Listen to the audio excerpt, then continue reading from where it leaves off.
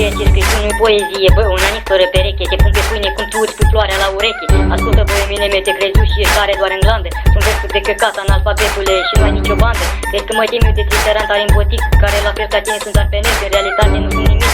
Nici de cum nu mă închin la gabor că sunt deslobos. Tu sifonezi la ei mai mereu și habar n-ai cum este să fie greu. Te dai golan, dar cu haine scupe cumpărate de părinți. Nici știi care e faza, ești realist, ha? Dar ești un copilaj de bani agretar, care țipe cu cuculița fără a avea habar. Că ai de fi futut de gasă pe urmă în pula mea, cum am fost eu, dar acum o fut eu pe ea, îți zic, doar du-te acasă la mămica cât mai e în viață. Că de s-ar întâmpla, păzește-te, te pui cu timp sus, zi de dimineață, concluzionând dacă tu scrii și că ești cel mai tare din peisaj, nu vei auzi niciodată din poveste un mesaj. Să spun ție, băiatul, ești puțin cam sus cu capul, nu l-ai ascultat pe tactul, acum ești de tot căcatul. Amintește-ți cum te dădeai pe uși, ca să impresionezi pizza pe net, ești dus, asta o știu de mult și te știu, te știu.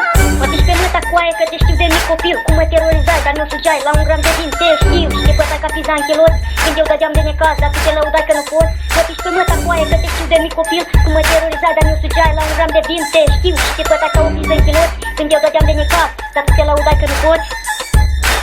Cum poți ști cum e, nu te gândi că va fi bine, îți bag pula în gură până te piși pe tine. Tu nu știi ce e bătaie și durere, doar la curvele dornice de sobos n-am nicio plăcere. Tu să zici că mă cunoști, că-mi bați pula în gură, uite bagă măta în continuare cu discul care ia-ți voi continua în pula mea, să-ți demonstrez că știu cu adevărat că ești un căcat.